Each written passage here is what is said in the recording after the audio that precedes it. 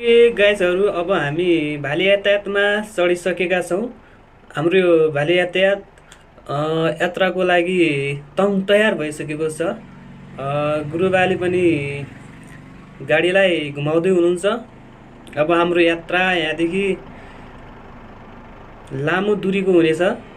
त्यसको लागि हामी सबै गाडीभित्र चढिसकेर पनि गाडी गइसकेको छ, यो हामीले पनि देखिसकेका छौँ।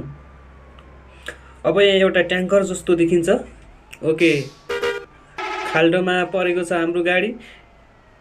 गुरुबाले गाडी अगाडि बढाइसक्नु भयो, त्यसको लागि धेरै धेरै धन्यवाद। तर गाडी राम्रो कन्डिसन भए पनि बाटोको कन्डिसन राम्रो छैन, त्यसैले हामीले ख्याल गर्नुपर्ने हुन्छ। बाटो एकदमै अफरोड छ। गाउँघरको रमणीय दृश्यहरू देख्न सकिन्छ।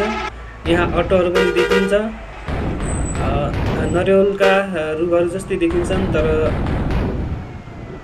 वातावरण एकदमै स्वच्छ हराभरा देखिन्छ, एकदमै शान्त।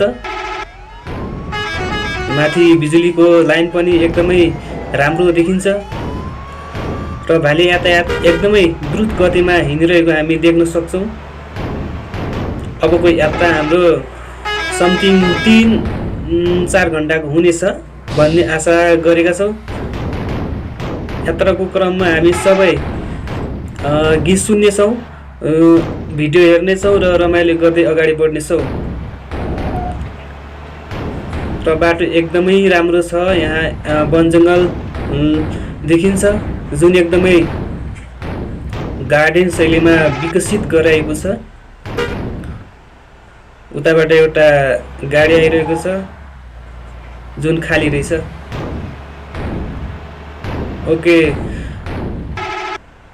अब यात्रुहरू यहाँ बाहिर जाने मनसायमा हुनुहुन्छ। अब गुरुबाले के भन्नुहुन्छ उहाँको आदेशको पालना गर्नेछौँ। र फाइनली गाइस, अब हामी गन्तव्यमा पुगेका छौँ।